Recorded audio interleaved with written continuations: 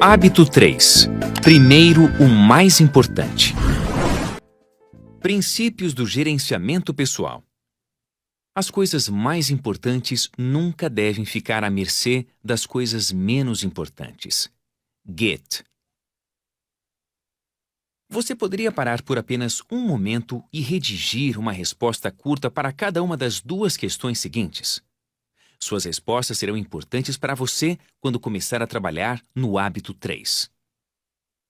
O que você poderia fazer e não está fazendo no momento que, se fosse feito de maneira constante, causaria uma grande diferença positiva em sua vida pessoal? Pergunta 2. O que em sua vida profissional ou empresarial teria o mesmo efeito? Mais tarde voltaremos a estas respostas, mas antes vamos colocar o hábito 3 em perspectiva. O hábito 3 é o fruto pessoal, o lado prático dos hábitos 1 e 2. O hábito 1 diz: você é o criador, você está no comando. Ele se baseia nos 4 dons exclusivamente humanos: a imaginação, a consciência, a vontade independente e, em particular, a autoconsciência. Ele lhe dá o poder de dizer: esta é uma receita errada que me ensinaram desde a infância em meu espelho social. Não gosto do roteiro ineficaz. Eu posso mudar. O hábito 2 consiste na primeira criação ou criação mental. Ele se baseia na imaginação, a capacidade para vislumbrar, ver o potencial, criar com a mente aquilo que não podemos ver com os olhos no momento e na consciência. A capacidade de detectar nosso caráter único e as orientações pessoal, moral e ética dentro das quais podemos atingir o objetivo com alegria. É o contato mais profundo com nosso paradigma e valores básicos e a visão daquilo que poderemos nos tornar. O hábito 3, então, é a segunda criação, a elaboração física. É a realização, a transformação em realidade, a emergência natural dos hábitos 1 e 2. É o exercício da vontade independente para que a pessoa se torne centrada nos princípios.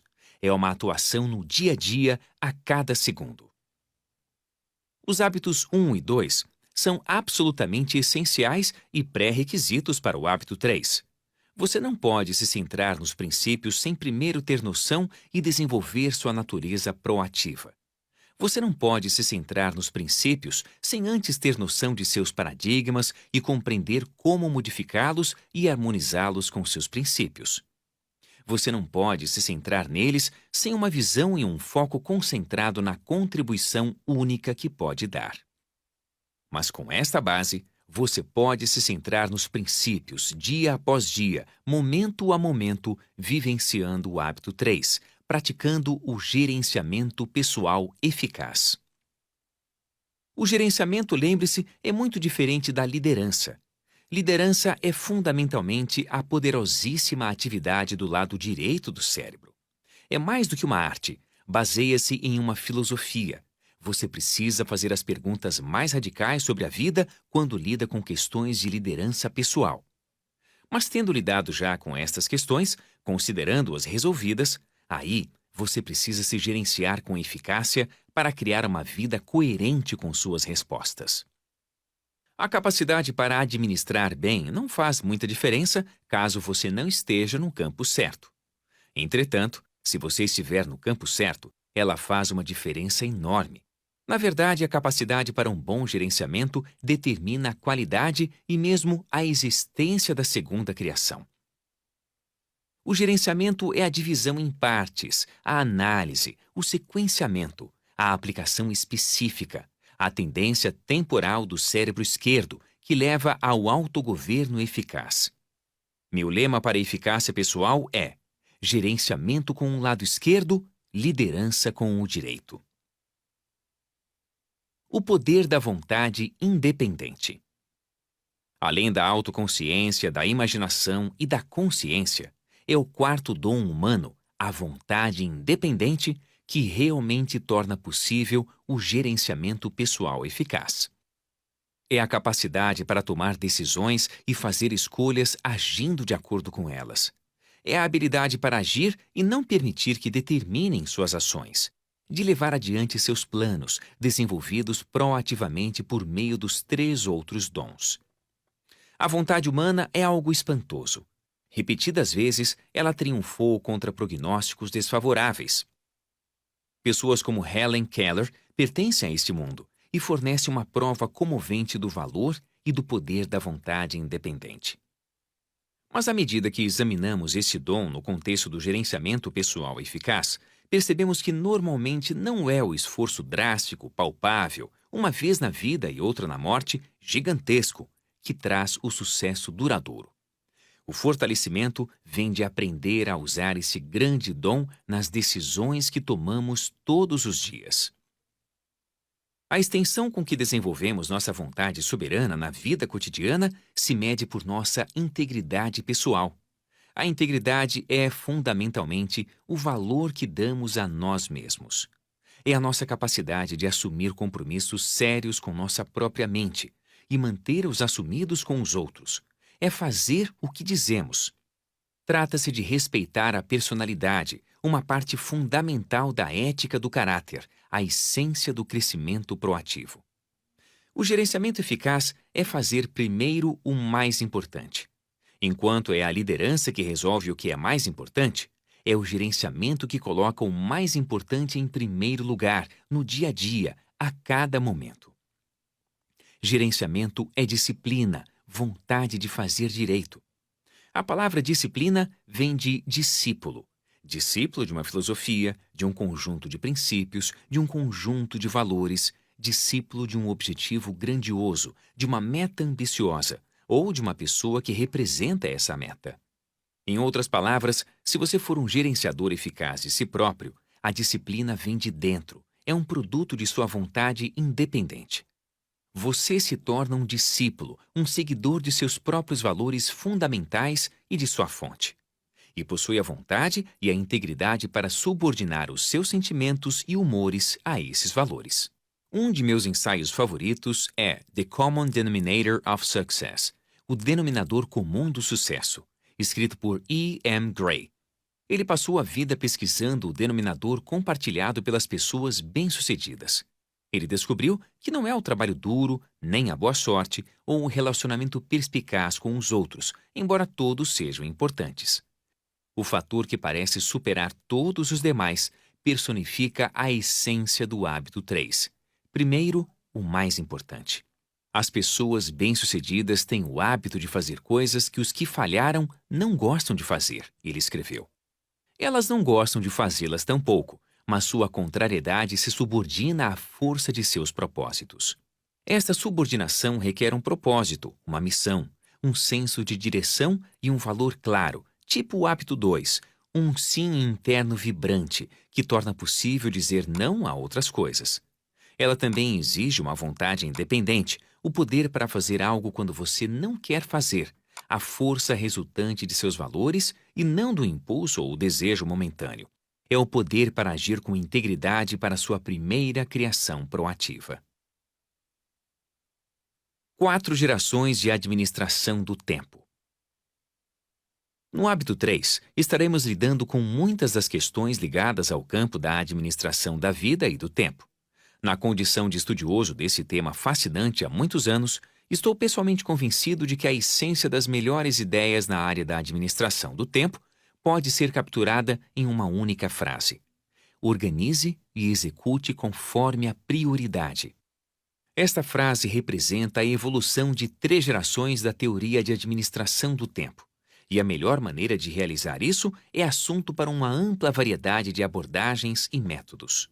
O gerenciamento pessoal se desenvolveu de acordo com um padrão similar a muitas outras áreas do conhecimento humano. Saltos importantes em termos de desenvolvimento ou ondas, na terminologia de Alvin Toffler, sucedem-se periodicamente, acrescentando uma nova dimensão vital. Por exemplo, no desenvolvimento social, a Revolução Agrícola foi seguida pela Revolução Industrial, que foi seguida pela Revolução da Informática. Cada onda que chega cria um momento de progresso social e pessoal. Similarmente, na área de administração do tempo, cada geração se apoia na geração anterior. Cada uma delas se move em direção a um controle maior de nossa vida. A primeira onda ou geração se caracterizou por bilhetes e listas, em um esforço para conferir uma certa aparência de organização e pertinência às muitas demandas feitas sobre nosso tempo e energia. A segunda geração pode ser caracterizada pelos calendários e agendas. Esta onda reflete uma tentativa de olhar à frente, de marcar eventos e atividades no futuro. A terceira geração reflete o campo de administração do tempo atual. Ela adiciona às gerações precedentes a importante ideia de prioridade, de esclarecimento de valores e de comparação do peso relativo das atividades com base em sua relação com esses valores. Além disso, ela se concentra em estabelecer metas, alvos específicos de curto, médio e longo prazo, em cuja direção o tempo e a energia serão direcionados em harmonia com os valores. Ela também inclui o conceito do planejamento diário, da elaboração de um plano específico para a conquista dessas metas e atividades consideradas mais valiosas. Apesar de a terceira onda ter dado uma contribuição significativa, as pessoas começaram a perceber que a elaboração de agendas eficientes e o controle do tempo com frequência são improdutivos. A concentração na eficácia gera expectativas que conflitam com as oportunidades de desenvolver relacionamentos mais ricos, de satisfazer as necessidades humanas e de desfrutar momentos espontâneos diariamente. Como resultado, muita gente decepcionou-se com os programas e sistemas de administração do tempo que faziam com que se sentissem amarradas demais, tolhidas, jogando o bebê fora com a água do banho. Elas retornaram às técnicas de primeira e segunda geração para preservar os relacionamentos, a espontaneidade e a qualidade de vida. Mas há uma quarta geração emergente, de um tipo diferente. Ela reconhece que a administração do tempo é um nome infeliz. Na verdade, o desafio não é gerenciar o tempo, mas a pessoa. A satisfação resulta da expectativa, bem como da realização. E a expectativa, como a satisfação, se encontra em nosso círculo de influência. Em vez de focalizar a atenção nas coisas e no tempo, as atenções da quarta geração se voltam para a preservação e a melhoria dos relacionamentos e para a obtenção de resultados. Em resumo, para a manutenção do equilíbrio PCP. Quadrante 2. O foco essencial da quarta geração da administração pode ser identificado na matriz do gerenciamento do tempo. Basicamente, passamos o tempo de 4 maneiras.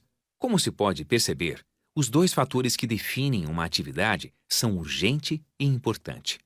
Urgente significa que a atividade exige nossa atenção imediata. É agora.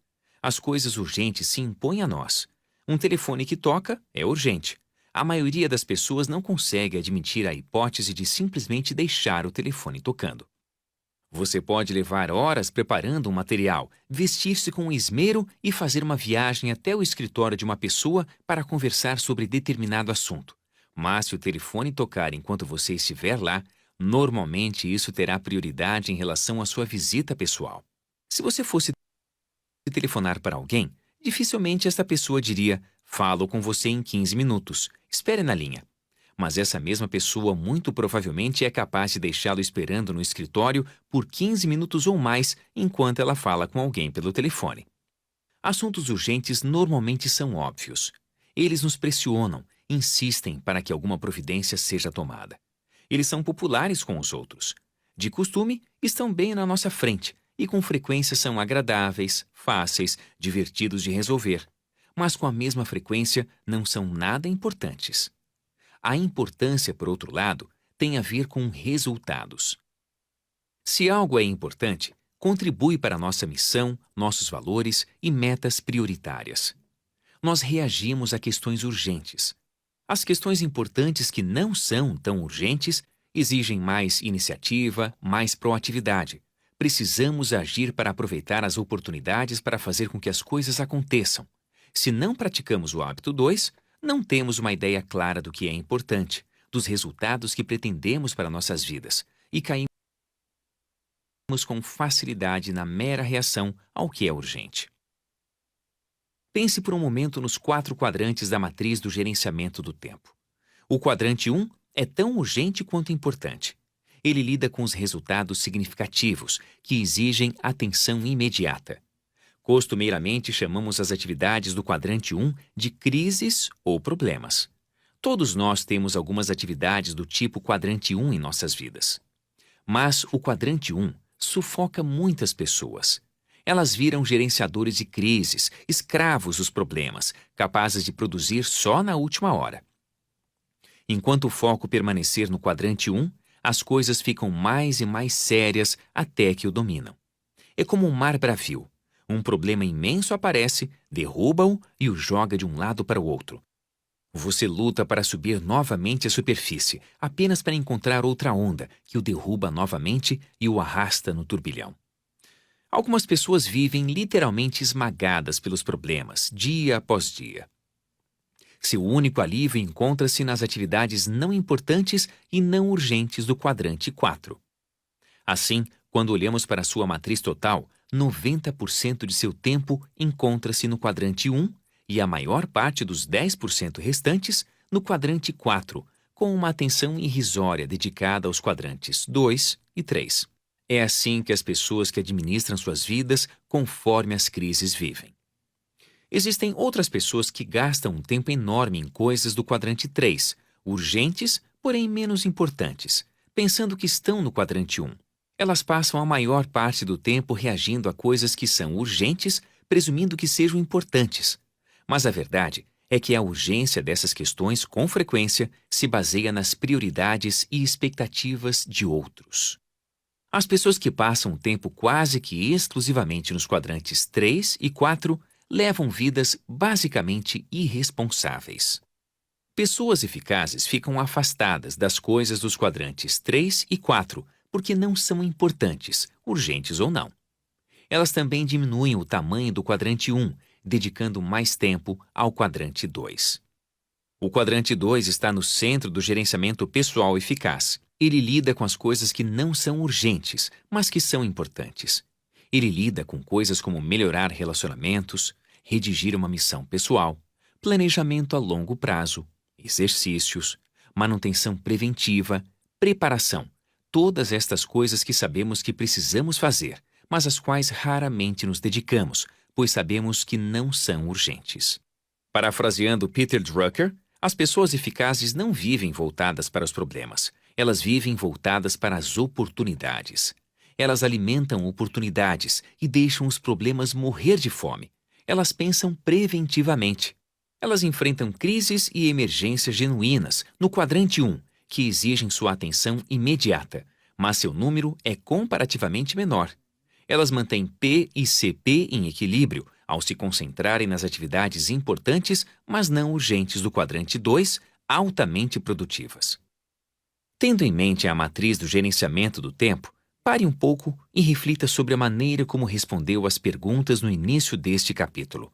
Em que quadrante se encaixam? Elas são importantes? E são urgentes? Meu palpite é que elas provavelmente se encaixam no quadrante 2. São obviamente importantes, profundamente importantes, mas não urgentes. E como não são urgentes, você não as realiza. Agora reveja a natureza destas questões. O que você poderia fazer e não está fazendo no momento, capaz de causar uma tremenda alteração para melhorar em sua vida pessoal e profissional, se feito de maneira constante? As atividades do quadrante 2 provocam esse tipo de impacto. Nossa eficácia dá um salto qualitativo quando fazemos isso. Fiz uma pergunta similar a um grupo de gerentes de shopping centers. Se fossem fazer uma coisa em suas atividades profissionais capaz de ter efeitos positivos imensos, o que seria? A resposta unânime foi: construir um relacionamento pessoal proveitoso com os lojistas, donos das lojas dentro dos shopping centers, o que é uma atividade do quadrante 2. Fizemos uma análise do tempo que eles estavam gastando naquela atividade. Era menos do que 5%. Eles tinham bons motivos, problemas um após o outro. Precisavam fazer relatórios, comparecer a reuniões, responder a cartas, fazer ligações telefônicas e eram constantemente interrompidos. O quadrante 1 consumia seu tempo. Eles passavam muito pouco tempo com os gerentes das lojas e, quando o faziam, estavam carregados de energia negativa. O único motivo que os levava a visitar os gerentes das lojas era o contrato. Iam para receber o condomínio, discutir a propaganda ou outras práticas que pudessem estar em desarmonia com a linha geral do shopping ou algo similar. Os donos das lojas estavam lutando para sobreviver, nem pensavam em prosperar. Eles enfrentavam problemas com os empregados, problemas de custos, problemas de estoque e uma lista de outras dificuldades. A maioria deles não tinha qualquer tipo de treinamento em gerenciamento. Alguns eram negociantes de primeira, mas precisavam de auxílio. Os lojistas nem queriam ver a cara dos proprietários do shopping. Era mais um problema a ser resolvido. Sendo assim, os proprietários resolveram ser proativos. Eles determinaram seus objetivos, seus valores, suas prioridades. E, em harmonia com estas, eles resolveram dedicar cerca de 1/3 de seu tempo para ajudar a melhorar o relacionamento com os lojistas. Depois de trabalhar com aquela organização por cerca de 1 ano e meio, vi que o tempo passara a mais de 20%, o que significava 4 vezes mais. Além disso, eles modificaram seu papel, tornaram-se consultores, passaram a treinar e ouvir os lojistas. Os contatos se beneficiaram com a energia positiva. O efeito foi drástico, profundo. Ao se concentrarem no relacionamento e nos resultados, e não em tempo e métodos, os números subiram. Os lojistas se animaram com os resultados obtidos com as novas ideias e práticas, e os gerentes de shopping aumentaram a produtividade, ficaram mais satisfeitos e ampliaram sua lista de lojistas em potencial, bem como o valor dos aluguéis, que se baseava no volume de venda das lojas. Eles deixaram de ser policiais ou supervisores hesitantes. Transformaram-se em pessoas capazes de resolver problemas, de ajudar. Quer você seja estudante universitário, trabalhador na linha de montagem, dona de casa, designer de moda ou presidente de uma companhia, eu acredito que se você descobrir o que pertence ao quadrante 2 e cultivar a proatividade necessária para ir atrás disso, obterá os mesmos resultados. Sua eficácia aumentará drasticamente. Suas crises e seus problemas se reduzirão a dimensões razoáveis, porque você estará pensando por antecipação, trabalhando na base, fazendo as coisas preventivamente, impedindo que a situação se transforme em crise logo no início. No jargão administrativo, isso se chama princípio de Pareto. 80% dos resultados se originam em 20% das atividades. O que é preciso para dizer não? No início, o único lugar para se conseguir o tempo necessário para o quadrante 2 é nos quadrantes 3 e 4. Você não pode ignorar as atividades urgentes e importantes do quadrante 1, mesmo que elas diminuam em tamanho à medida que se gasta mais tempo na prevenção e na preparação, no quadrante 2. Mas o tempo inicial para o quadrante 2 tem de vir dos quadrantes 3 e 4. Você precisa ser proativo para trabalhar no quadrante 2, porque os quadrantes 1 e 3 fazem imposições. Para poder dizer sim a prioridades importantes do quadrante 2, é preciso aprender a dizer não a outras atividades, normalmente coisas aparentemente urgentes. Há algum tempo, minha esposa foi convidada para dirigir um comitê de apoio comunitário. Ela estava tentando realizar uma série de trabalhos importantes e, no fundo, não queria a função. Mas ela se sentiu pressionada a aceitar e acabou concordando. Em seguida, ela ligou para uma amiga íntima e perguntou se ela poderia auxiliar no comitê. A amiga a ouviu pacientemente por um bom tempo e disse: Sandra, esse parece ser um projeto maravilhoso, algo que realmente vale a pena realizar. Agradeço muito por você ter me convidado para participar. Sinto-me honrada. Por uma série de motivos, não poderei participar pessoalmente, mas gostaria que soubesse o quanto fiquei feliz pelo convite. Sandra estava pronta para tudo, menos para um não tão educado. Ela se voltou para mim e falou suspirando: Eu gostaria de ter agido assim. Eu não estou querendo dizer que as pessoas devam evitar projetos comunitários significativos. Essas coisas são importantes também. Mas você precisa resolver quais são suas prioridades maiores e ter a coragem, de um modo educado, sorridente, mas sem se desculpar, para dizer não às outras coisas. E a melhor forma de fazer isso é ter um imenso sim brilhando dentro de si. O inimigo do ótimo, com frequência, é o bom. Tenha em mente que você está sempre dizendo não a alguma coisa. Se não é para as coisas urgentes e evidentes de sua vida, provavelmente é para as coisas mais fundamentais, mais importantes. Mesmo quando o urgente é bom, o bom pode afastá-lo do que é ótimo, mantê-lo distante de sua contribuição única se você permitir. Quando eu era diretor de relações universitárias em uma grande universidade, contratei um redator muito talentoso, criativo e proativo. Um dia, após alguns meses de trabalho, fui até a sala dele e pedi que se dedicasse a algumas tarefas urgentes que exigiam solução rápida. Ele disse: Stephen, farei qualquer coisa que você me pedir, mas gostaria de explicar minha situação. Dizendo isso, ele me levou até o quadro negro, onde havia relacionado mais de dúzias de projetos nos quais estava trabalhando, bem como o critério de elaboração e datas de entrega previamente acertadas.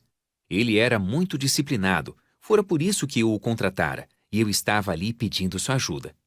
Se você quer que uma coisa seja feita, procure alguém que não tem tempo. Em seguida, ele falou: Stephen, para fazer direito o serviço que você deseja, precisarei de vários dias. Que projetos você gostaria que eu adiasse ou cancelasse para poder atender a seu pedido? Bem, eu não queria assumir a responsabilidade por aquela decisão. Eu não queria colocar uma trava na roda de uma das pessoas mais produtivas da equipe apenas porque eu estava lidando com uma crise naquele momento. As tarefas que eu pedi a ele eram urgentes, mas não eram importantes. Sendo assim, fui procurar outro administrador para a crise, a quem passei o serviço. Dizemos sim ou não para as coisas diariamente, ou melhor, várias vezes por dia. Viver concentrado nos princípios corretos e manter o foco na missão pessoal são atitudes que nos fornecem a sabedoria para fazer esses julgamentos com eficácia. Em meu trabalho com diversos grupos, digo às pessoas que a essência do gerenciamento eficaz do tempo e da vida é a organização e a atuação a partir de prioridades equilibradas. Depois eu faço uma pergunta. Se uma das seguintes áreas estivesse deficiente, qual seria? Primeira, a incapacidade de estabelecer prioridades. Segunda, a incapacidade ou falta de vontade para organizar a vida a partir dessas prioridades. Ou, terceira, a falta de disciplina para executá-las para manter fidelidade às suas prioridades e à organização.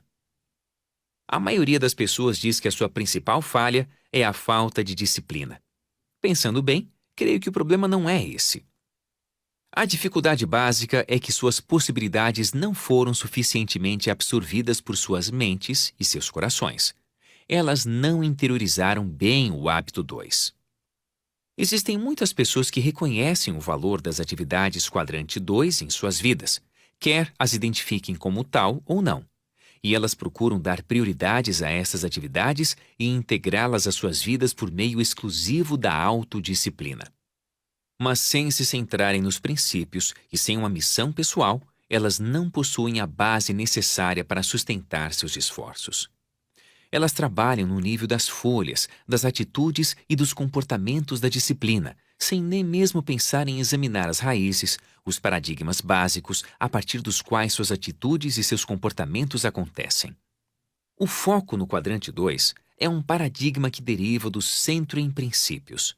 Se você está centrado na esposa, em dinheiro, amigos, prazer ou qualquer outro fator extrínseco, será sempre atirado de volta aos quadrantes 1 e 3, reagindo às forças externas nas quais sua vida está centrada. Mesmo que você esteja centrado em si mesmo, irá voltar ao 1 e ao 3, reagindo ao impulso do momento. Sua vontade independente por si só não pode dar a disciplina necessária a você contra seu centro. Usando uma máxima da arquitetura, a forma deriva da função. Do mesmo modo, o gerenciamento deriva da liderança. O modo como você passa seu tempo resulta do modo como você vê seu tempo e da maneira como encara suas prioridades. Se estas decorrem de um centro em princípios e na missão pessoal, se elas estão profundamente enraizadas em seu coração e em sua mente, você verá o quadrante 2 como um lugar natural, excitante, para investir seu tempo. É quase impossível dizer não à popularidade do quadrante 3 ou ao prazer de escapar para o quadrante 4 se você não contar com um sim poderoso brilhando em seu íntimo. Somente quando você tiver a autoconsciência para examinar seu programa, além da imaginação e da consciência para criar um programa novo único, centrado nos princípios, ao qual possa dizer sim, só então possuirá uma vontade independente o suficiente para dizer não para as coisas menos importantes, com um sorriso verdadeiro nos lábios. Passando para o quadrante 2.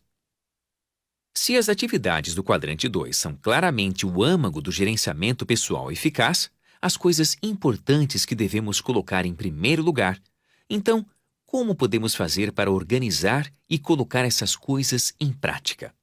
A primeira geração da administração do tempo nem sequer reconhece o conceito de prioridade.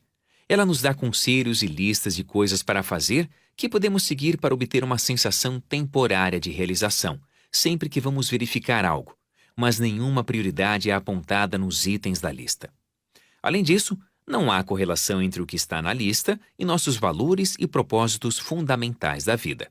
Simplesmente reagimos a tudo que entra em contato com nossa consciência e aparentemente precisa ser feito. Muitas pessoas gerenciam suas vidas a partir desse paradigma de primeira geração. É a lei do menor esforço, nada de dor ou pressão. É agradável ir na onda. Disciplinas e programas impostos de fora dão às pessoas a sensação de que não são responsáveis pelos resultados. Mas esses gerenciadores de primeira geração, por definição, não são pessoas eficazes. Elas produzem muito pouco e seu estilo de vida não ajuda nada no incremento de sua capacidade de produção. Dominados por forças externas, eles são frequentemente vistos como pessoas com as quais não se pode contar, irresponsáveis, com pouca capacidade de controle e amor próprio. Os gerenciadores de segunda geração assumem um controle um pouco maior.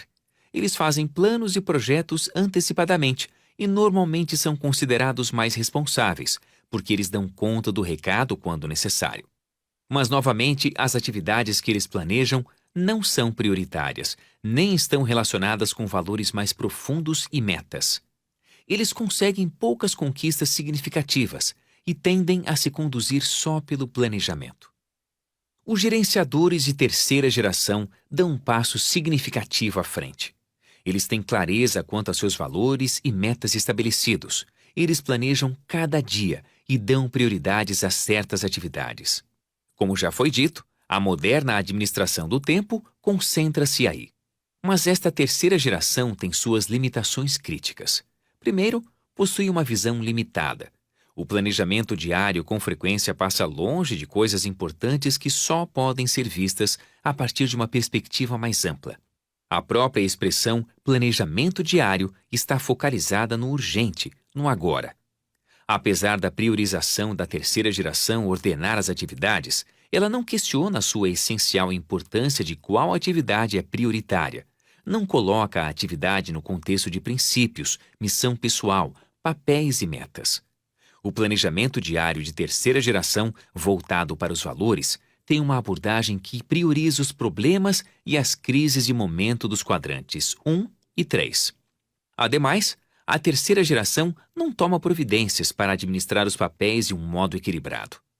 Falta realismo aos projetos, que mostram tendência para se exceder na programação diária, resultando na frustração e no desejo ocasional de jogar os planos fora e fugir para o quadrante 4.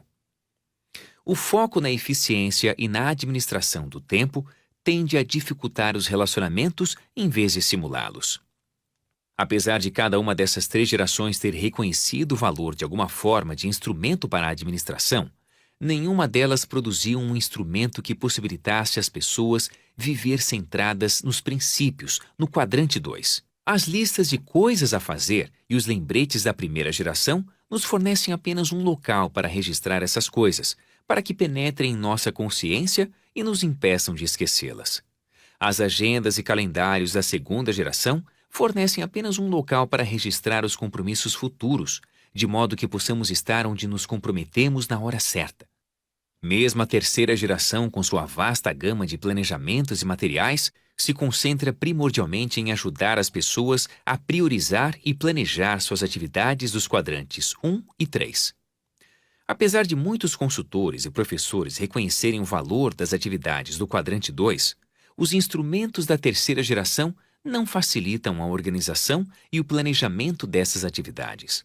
Como cada uma das gerações se afirma em cima daquilo que a precedeu, as vantagens e alguns dos instrumentos de cada uma das primeiras 3 gerações fornecem um material fundamental para a quarta. Mas existe uma necessidade suplementar de uma nova dimensão para o paradigma e a realização que nos permitirão passar para o quadrante 2, tornar-nos centrados nos princípios e administrar nossa própria vida conforme o que é verdadeiramente mais importante. A ferramenta do quadrante 2. O objetivo da administração quadrante 2 é conduzir a vida com eficácia, a partir de um centro em princípios sólidos e de um conhecimento da missão pessoal, com foco no importante, bem como no urgente, dentro de um quadro de manutenção do equilíbrio entre o aumento da produtividade e o aumento da nossa capacidade de produção. Este é um objetivo reconhecidamente ambicioso para as pessoas presas ao peso das coisas leves dos quadrantes 3 e 4. Mas batalhar para conseguir isso causa um impacto fenomenal na eficácia pessoal. Um gerente quadrante 2 deve observar 6 critérios importantes. Coerência.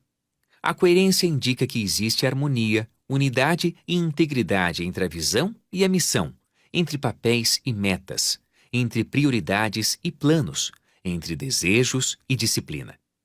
No planejamento, deve haver espaço para sua missão pessoal, de modo que você possa constantemente voltar a ela.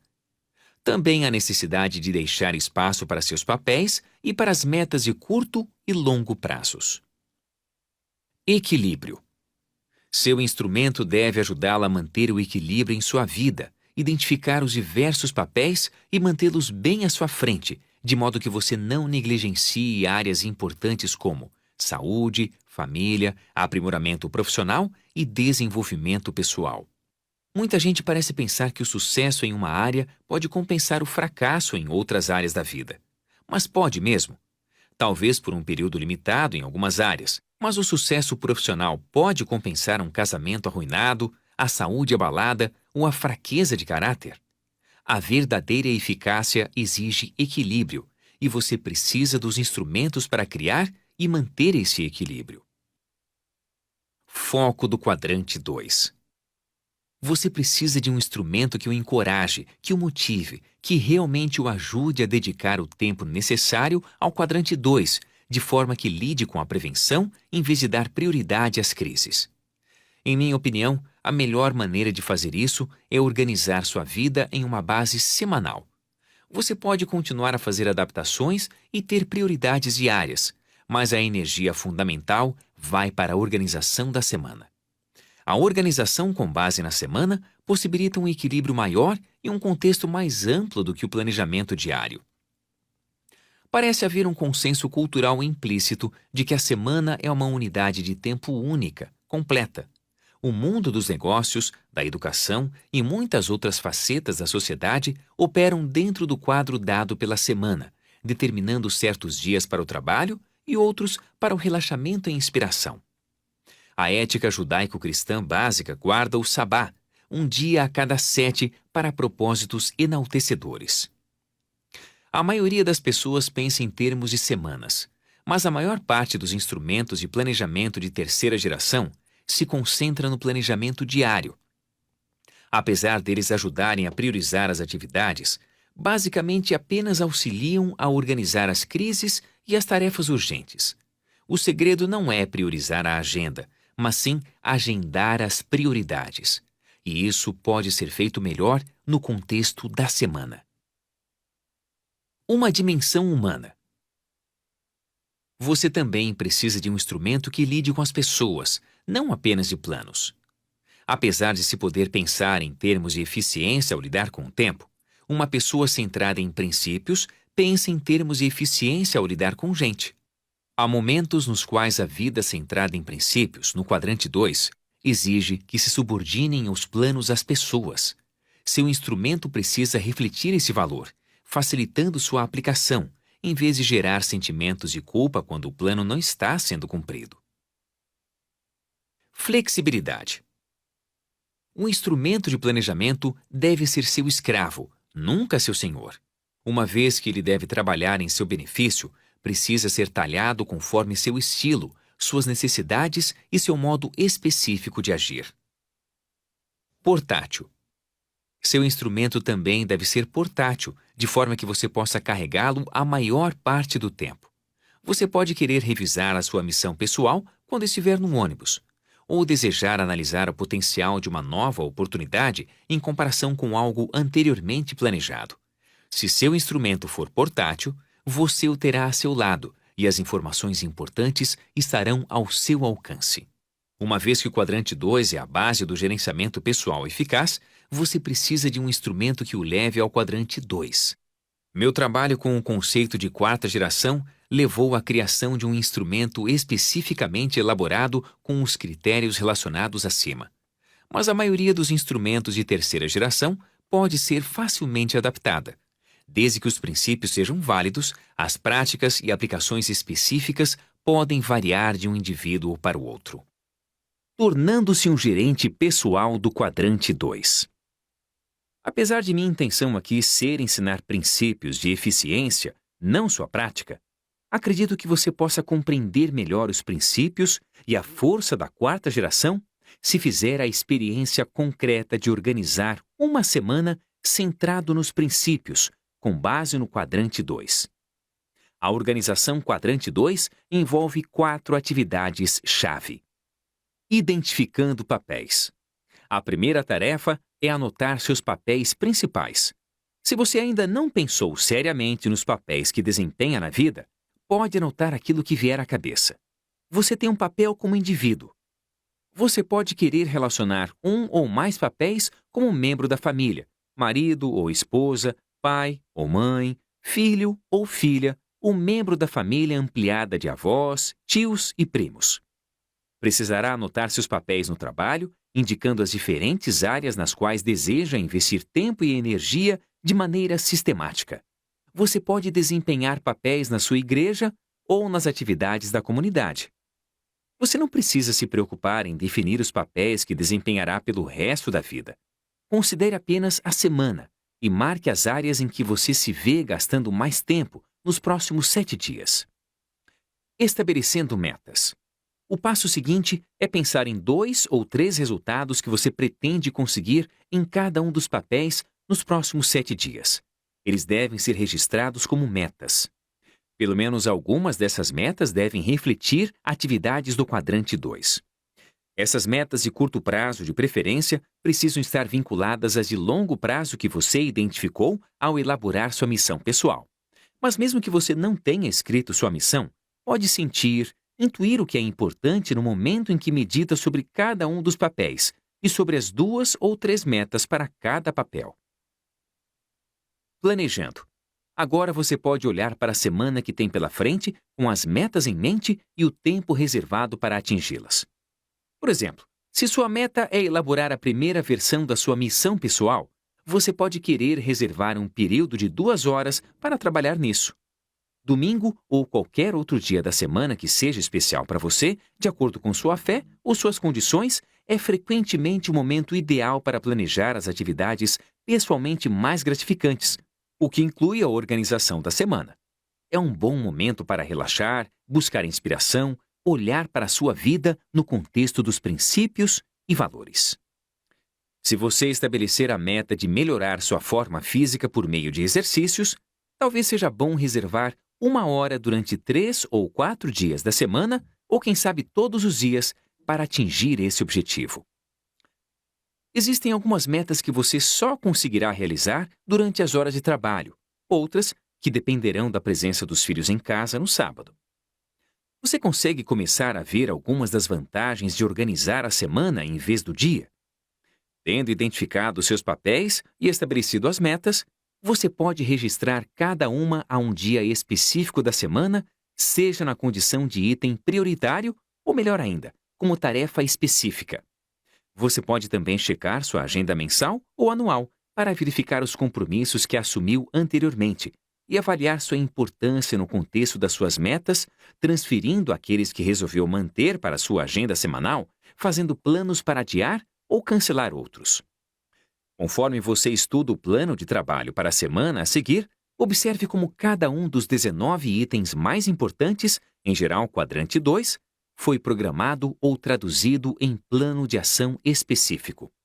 Além disso, note o compartimento chamado de Afine um instrumento, que fornece um espaço para o planejamento de atividades vitais de renovação do quadrante 2 em cada uma das 4 dimensões humanas que serão explicadas no hábito 7. Mesmo com todo o tempo reservado para atingir 19 metas importantes durante esta semana, repare na quantidade de espaços em branco restantes na agenda. Além de dar condições para colocar as coisas importantes em primeiro lugar, a organização semanal Quadrante 2 lhe dá plena liberdade e flexibilidade para lidar com eventos inesperados, mudar compromissos se necessário, aprimorar relacionamentos e interações com outras pessoas e desfrutar totalmente experiências espontâneas, sabendo que organizou proativamente sua semana para conquistar as metas em todas as áreas de sua vida. Adaptando-se diariamente. A partir da organização da semana no quadrante 2, o planejamento diário torna-se mais uma questão de adaptação diária, de priorizar atividades e responder a eventos, relacionamentos e experiências inesperadas de um modo proveitoso. Dedicar alguns minutos todas as manhãs para repassar seus compromissos pode colocá-lo em contato com as decisões baseadas em valores que você tomou quando organizou a semana, além de fatores inesperados que possam ter surgido. Conforme você revê o dia, percebe que seus papéis e metas implicam o estabelecimento de prioridades naturais que derivam de seu senso interno de equilíbrio. Trata-se de uma priorização mais suave do cérebro direito, que, em última análise, vem do senso de missão pessoal. Você ainda pode achar que a priorização diária de terceira geração, do tipo A, B, C ou 1, 2, 3, dá uma ordem necessária às atividades diárias. Seria uma falsa dicotomia sustentar que essas atividades são importantes ou que não são. Elas se encaixam, obviamente, em uma progressão, e algumas atividades importantes são mais prioritárias do que outras. No contexto da organização diária, a priorização de terceira geração sistematiza o enfoque diário. Entretanto, tentar priorizar informações sem nem mesmo saber como elas se relacionam com seu senso de missão pessoal e como elas se encaixam no equilíbrio de sua vida não é eficaz. Você corre o risco de dar prioridade ou de conquistar coisas que não queria ou das quais não precisava nem um pouco. Você já começa a notar a diferença entre organizar sua semana na condição de gerente centrado em princípios quadrante 2 e planejar seus dias como indivíduo centrado em qualquer outra coisa? Começa a perceber a imensa diferença que o foco no quadrante 2 vai fazer em seu nível atual de eficácia. Tendo experimentado o poder do quadrante 2, centrado nos princípios para a organização de minha própria vida e tendo observado a maneira como transformou a vida de centenas de outras pessoas, eu estou convencido de que ele faz diferença, uma diferença qualitativa positiva. E quanto mais as metas semanais estiverem completamente ligadas a um quadro mais amplo de princípios corretos e a missão pessoal, maior será o aumento da eficácia. Vivenciando o processo. Voltando mais uma vez à metáfora do computador, se o hábito 1 diz, você é o programador, e o hábito 2 diz, escreva o programa, o hábito 3 diz, rode o programa, viva o programa. E viver é principalmente uma consequência da vontade independente, disciplina, integridade e comprometimento, não com planos e metas de curto prazo ou com impulsos de momento, mas com os princípios corretos e com nossos valores mais profundos, que dão sentido e contexto às nossas metas, aos nossos planos e às nossas vidas. Enquanto você atravessa sua semana, indubitavelmente haverá momentos em que sua integridade será colocada na berlinda. A popularidade da reação às prioridades urgentes, embora pouco importantes para outras pessoas no quadrante 3, ou a tentação de escapar para o quadrante 4 ameaçarão suplantar as atividades importantes do quadrante 2 que foram planejadas. Seu princípio central, sua autoconsciência e sua consciência podem fornecer o alto nível de segurança íntima orientação e sabedoria para lhe dar forças para colocar em ação sua vontade independente e manter a integridade do que é verdadeiramente importante.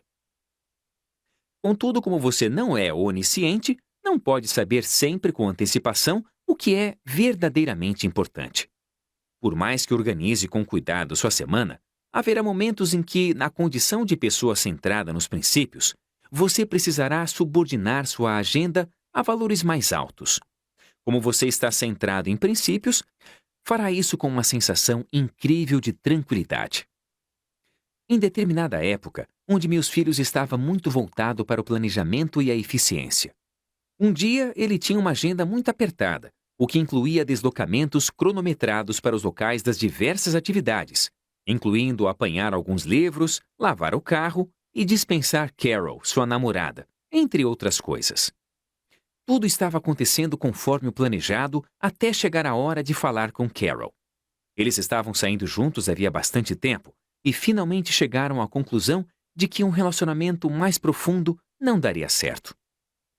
Assim, ele havia planejado uma conversa telefônica de 10 a 15 minutos para terminar o namoro. Mas a notícia foi traumática demais para ela. 1 hora e meia depois, ele ainda estava envolvido em uma conversa intensa com a moça. Mesmo assim, a conversa não fora conclusiva. A situação era frustrante para ambos. Repetindo, não se pode simplesmente pensar em eficiência quando há gente envolvida. Devemos pensar em eficácia com relação a pessoas e em eficiência com relação a coisas. Tentei ser eficiente com uma pessoa da qual discordava ou com quem estava sendo desagradável e simplesmente não funcionou. Tentei dar 10 minutos do meu precioso tempo para ajudar uma criança a resolver um problema, só para descobrir que esta eficiência cria novos problemas e raramente consegue resolver as ansiedades mais profundas. Vejo muitos pais, principalmente mães com filhos pequenos, frequentemente frustrados com seu desejo de fazer muitas coisas, porque só o que fazem, aparentemente, é cuidar do nenê o dia inteiro. Lembre-se de que a frustração é consequência de nossas expectativas, e estas são muitas vezes reflexos do espelho social, mais do que de nossos valores e prioridades. Mas se você tem o hábito 2 profundamente embutido em seu coração e sua mente, você conta com os valores mais elevados para guiá-lo. Pode subordinar sua agenda a esses valores com integridade. Você pode se adaptar, ser flexível e não se sentir culpado quando não cumpre a agenda ou quando precisa alterá-la. Avanços da quarta geração. Um dos motivos para as pessoas resistirem ao uso de instrumentos de administração do tempo de terceira geração é a perda da espontaneidade. Elas se tornam rígidas e inflexíveis. Esses instrumentos subordinam os seres à programação, pois o paradigma para a eficiência na terceira geração de administração encontra-se em desarmonia com o princípio de que as pessoas são mais importantes do que as coisas. O instrumental de quarta geração aceita esse princípio. Ele também reconhece que a primeira pessoa que se precisa levar em conta em termos de eficácia, e não de eficiência, é você mesmo. Ele o encoraja a concentrar seu tempo no quadrante 2 para compreender os princípios e centrar sua vida neles, e expressar de forma clara os propósitos e valores que devem orientar suas decisões cotidianas. Ele o ajuda a criar o equilíbrio na existência. Ajuda-o a erguer-se acima das limitações do planejamento diário e a organizar-se e planejar dentro do contexto semanal. E quando um valor mais categorizado conflita com o que planejou, ele fornece a força para que você use a autoconsciência para manter a integridade dos princípios e propósitos que são mais importantes, de acordo com o que determinou. Em vez de usar o mapa da estrada, você está se guiando por uma bússola.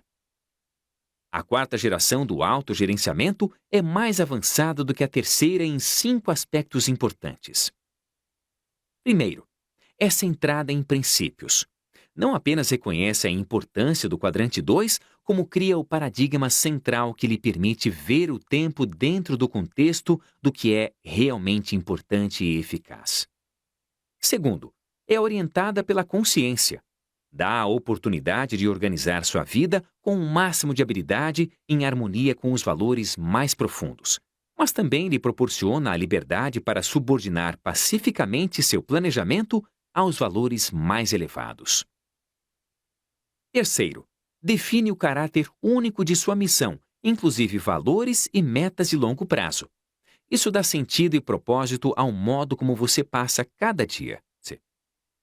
Quarto, ajuda a equilibrar sua vida, identificando os papéis, estabelecendo metas e planejando atividades em cada um dos papéis-chave a cada semana.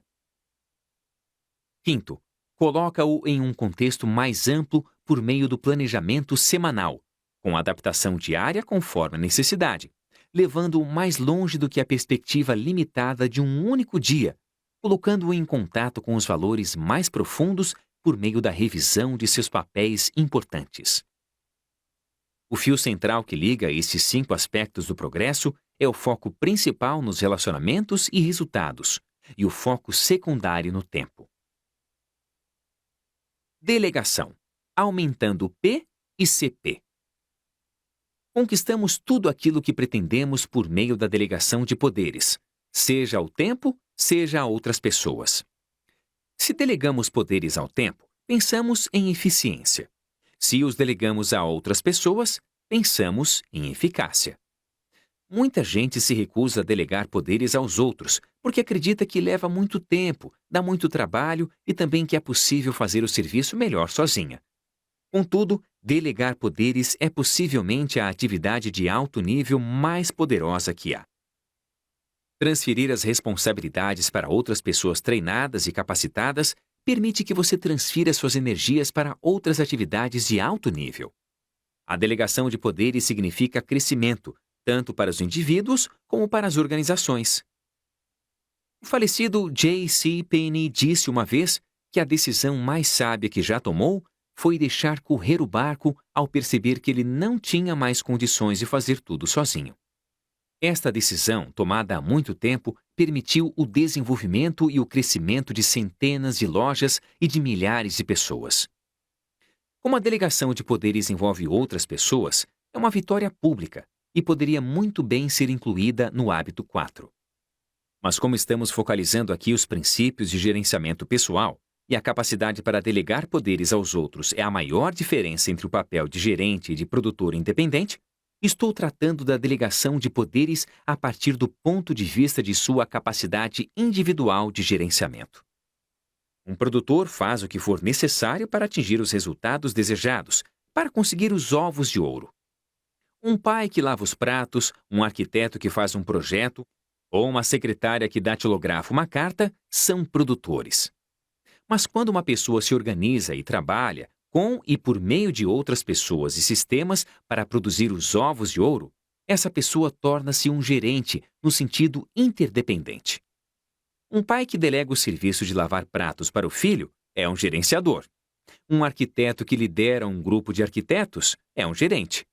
Uma secretária que supervisiona outras secretárias e o pessoal do escritório é uma gerenciadora desse escritório. Um produtor pode investir 1 hora de seu esforço para produzir uma unidade de resultados, presumindo-se que não houve perda de eficácia. Um gerente, por outro lado, pode investir 1 hora de esforço e produzir 10 ou até 50 unidades por meio da delegação de poderes eficaz. A administração cuida essencialmente de mover o ponto de apoio de posição, e a chave para o gerenciamento eficaz é a delegação de poderes. Delegação restrita. Existem basicamente 2 tipos de delegação: delegação restrita e delegação administrativa.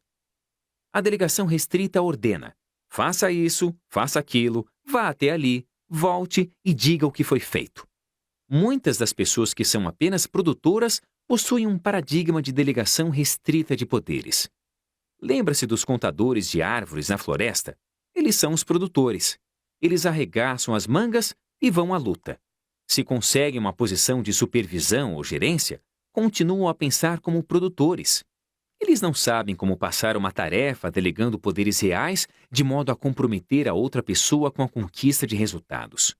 Como eles estão focalizando os métodos, tornam-se responsáveis pelos resultados. Eu me envolvi em uma situação de delegar poderes restritos uma vez, quando minha família praticava esqui aquático.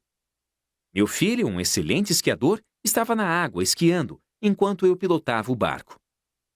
Passei a máquina fotográfica para Sandra e pedi a ela que tirasse algumas fotos.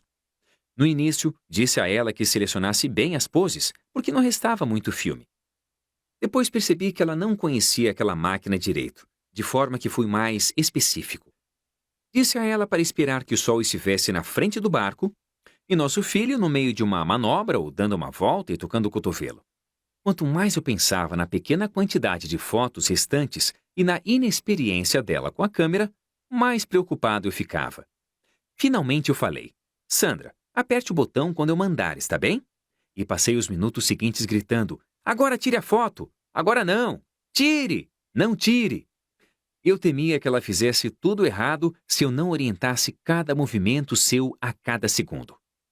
Esta era uma delegação de poderes realmente restrita, uma supervisão passo a passo dos métodos. Muitas pessoas delegam poderes assim com frequência, mas o que realmente conseguem?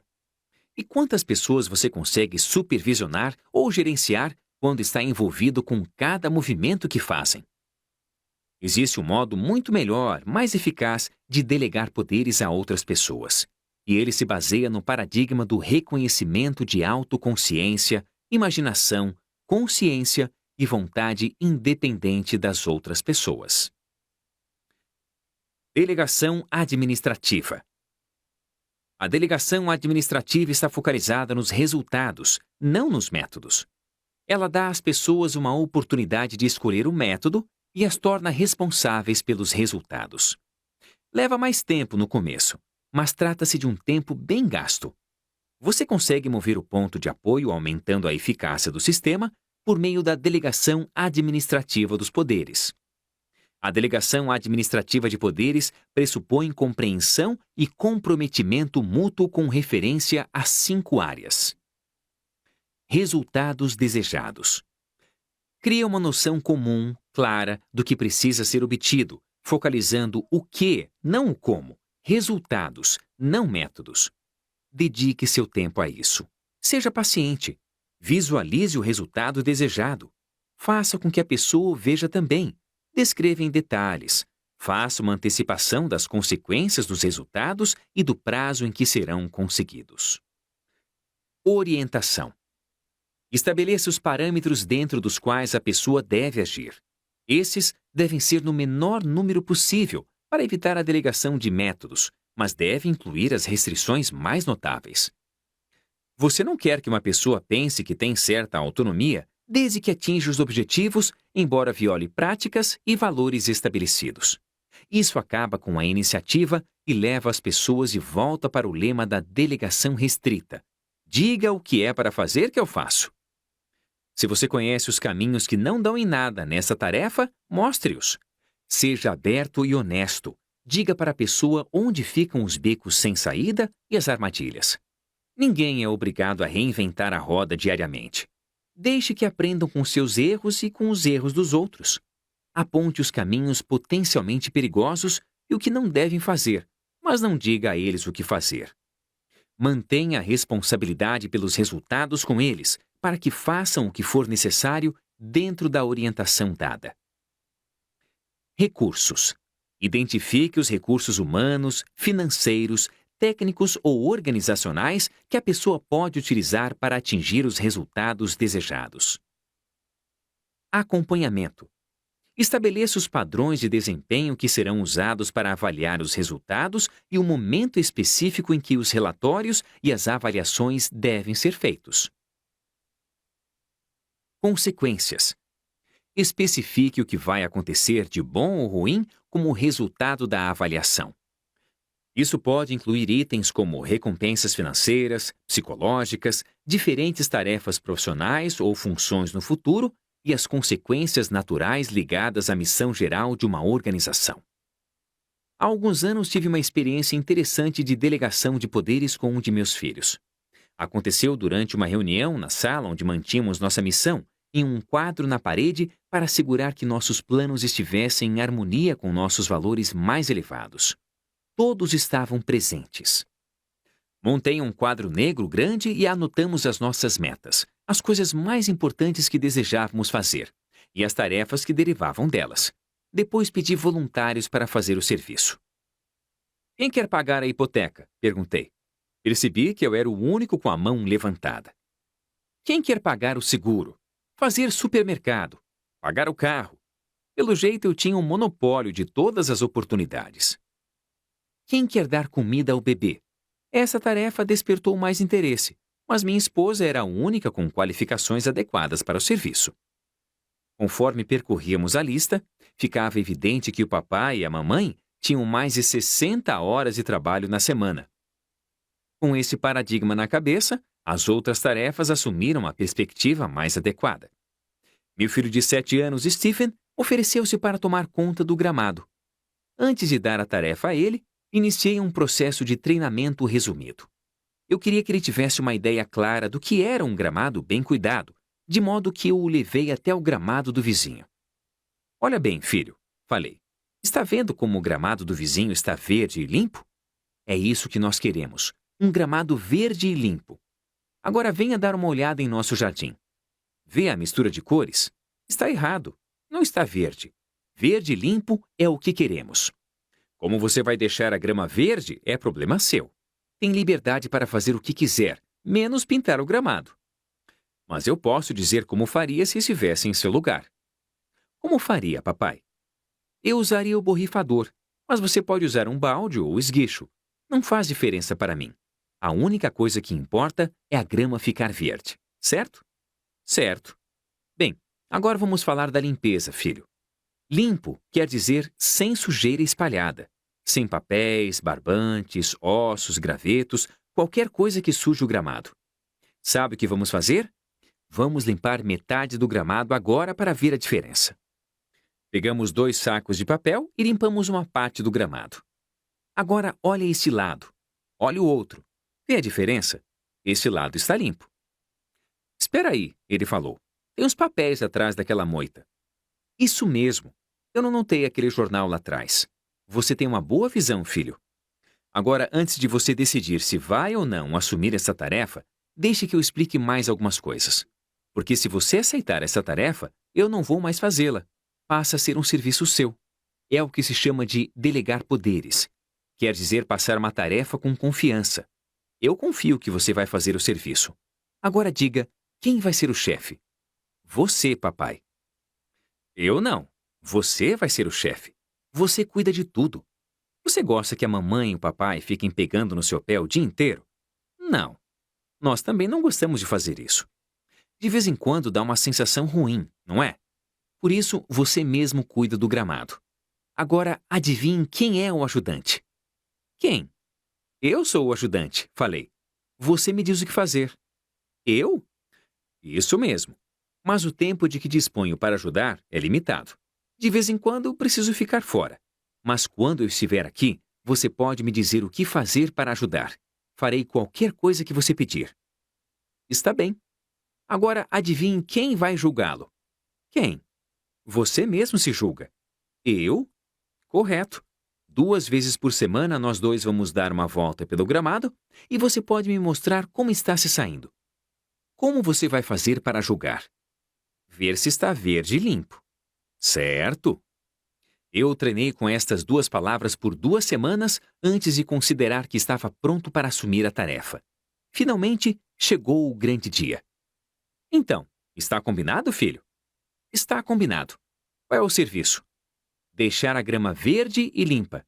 O que é verde? Ele olhou para o nosso gramado, que estava começando a melhorar. Depois, apontou para o do vizinho. Verde é a grama dele. E o que é limpo? Sem sujeira. Quem é o chefe? Eu sou. Quem é o ajudante? Você é, quando tiver tempo. Quem é o juiz? Eu sou o juiz. Vamos passear juntos 2 vezes por semana no jardim e eu vou mostrar como está. E o que vamos querer saber? Se está verde e limpo. Naquele momento, não falei em pagamento. Mas eu não hesitaria em vincular uma mesada àquela tarefa. 2 semanas e 2 palavras. Eu imaginei que ele já estava preparado. Era um sábado. Ele não fez nada. Domingo. Nada. Segunda-feira, nada. Quando saí da garagem na terça-feira para ir trabalhar, olhei para o gramado sujo, amarelado e para o sol quente de julho subindo no céu. Com certeza ele vai trabalhar hoje, pensei. Eu podia entender que não tivesse trabalhado no sábado porque foi o dia do acordo. Também entendia sua inatividade no domingo era um dia para outras coisas. Mas não compreendia a falta de atividade na segunda-feira. Agora já era terça. Certamente faria algo hoje. Em pleno verão, o que mais ele tinha para fazer? Passei o dia esperando o momento de voltar para casa e ver o que tinha acontecido. Quando dobrei a esquina, deparei com o mesmo quadro que havia deixado naquela manhã. E lá estava meu filho, brincando no parque do outro lado da rua. Aquilo não era aceitável. Fiquei irritado e decepcionado com o desempenho dele, depois de 2 semanas de treinamento e compromisso. Todos nós tínhamos investido um bocado de orgulho, dinheiro e esforço no gramado. Eu estava vendo que ele não duraria muito. Além disso, o gramado do meu vizinho era bem cuidado e bonito. A situação estava começando a ficar embaraçosa. E estava a ponto de recorrer à delegação de poderes restrita. Filho, vá ao jardim imediatamente e recolha todo o lixo, ou então você vai ver uma coisa. Eu sabia que conseguiria os ovos de ouro daquela maneira. Mas e quanto à galinha? O que aconteceria com seu comprometimento interno? Sendo assim, forcei um sorriso e gritei do outro lado da rua. Oi, filho! Como vai?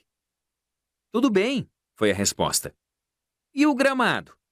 Eu soube no instante em que disse aquilo que havia desrespeitado nosso acordo. Não era aquela a maneira combinada de checar o serviço. Não foi o que acertamos. Sendo assim, ele se sentiu liberado para desrespeitá-lo também. Tudo bem, papai. Mordi a língua e aguentei até depois do jantar. Aí eu disse, filho, vamos fazer como combinamos. Vamos dar uma volta no gramado e você vai me mostrar como vai indo sua tarefa. Quando nos encaminhamos para a porta, seu queixo começou a tremer. As lágrimas surgiram nos olhos e, ao chegarmos ao meio do gramado, ele estava choramingando. É tão difícil, pai. O que era tão difícil, pensei. Você não fez absolutamente nada. Mas eu sabia o que era difícil. O autogerenciamento, a supervisão própria. Há algo que eu possa fazer para ajudar? Falei. Você me ajuda, papai, ele disse fungando. O que foi que combinamos? Você disse que ajudaria quando tivesse tempo. Eu tenho tempo agora. Ele correu para dentro da casa e voltou com 2 sacos. Passando um para mim, falou. Você pode recolher aquela sujeira? Ele apontou para o lixo do churrasco de sábado à noite. Eu acho nojento. E foi o que eu fiz. Exatamente o que ele me pediu. Nesse momento, ele comprometeu-se de coração com a tarefa. Aquele passou a ser o seu gramado, sua responsabilidade. Durante todo o verão, ele só pediu minha ajuda umas 2 ou 3 vezes depois disso. Tomou conta do gramado sozinho. A grama ficou mais verde e mais limpa do que na época em que eu cuidava dela. Ele chegava até mesmo a repreender os irmãos e irmãs porque deixavam papéis no chão. A confiança é a forma mais elevada de motivação humana. Ela traz à tona o que há de melhor nos seres humanos. Mas exige tempo e paciência, e não elimina a necessidade de treinar e aprimorar as pessoas, de forma que sua competência possa fazer jus à confiança depositada. Estou convencido de que a delegação administrativa de poderes, se conduzida adequadamente, beneficia as 2 partes, e no final das contas, um volume maior de trabalho será feito em muito menos tempo. Acredito que uma família bem organizada, cujo tempo tenha sido gasto com eficácia, delegando poderes na base 1 a 1, pode organizar o trabalho de forma que todos trabalhem 1 hora por dia. Mas é preciso haver a motivação interna para gerenciar, não apenas para produzir. O foco se concentra na eficácia, não na eficiência. Sem dúvida alguma, você pode arrumar o quarto melhor do que uma criança, mas o X da questão é dar condições para que ela assuma a tarefa. Isso leva tempo. Você precisa se envolver no treinamento e no amadurecimento dela. Leva tempo, mas quão valioso será esse tempo mais adiante? Você vai se poupar muito a longo prazo. Esta abordagem implica a adoção de um paradigma de delegação de poderes inteiramente novo, uma mudança na natureza do relacionamento.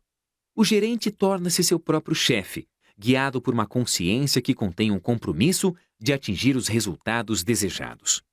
Mas ela também liberta as energias criativas para realizar o que for necessário, em harmonia com os princípios corretos para atingir os resultados desejados. Os princípios envolvidos na delegação administrativa de poderes são corretos e aplicáveis a qualquer tipo de pessoa ou situação. Com pessoas imaturas, você especifica menos resultados e mais orientações, mostra mais recursos, marca entrevistas para acompanhar resultados com mais frequência e vincula a tarefa a consequências mais imediatas. Com gente mais madura, você pode contar com desafios maiores em termos de resultados, menos orientações e checagens mais espaçadas, além de critérios menos mensuráveis, porém mais lógicos. A delegação eficaz de poderes é talvez o melhor indicador de uma administração eficaz, simplesmente porque é básica tanto para o crescimento pessoal quanto da organização. O paradigma do quadrante 2. A chave para o gerenciamento pessoal ou de outros com eficácia, por meio da delegação de poderes, não se encontra em nenhuma técnica, nenhum instrumento ou fator externo. Ela é interna. Encontra-se no paradigma do quadrante 2, que nos dá o poder de ver através das lentes da importância e não da urgência. Conforme você trabalha para desenvolver um paradigma quadrante 2, aumenta sua capacidade de organizar e viver cada semana de sua vida em torno das suas prioridades mais importantes, de fazer o que fala. Não dependerá mais de qualquer pessoa ou coisa para gerenciar sua vida de forma eficaz. É interessante notar que todos os 7 hábitos encontram-se no quadrante 2.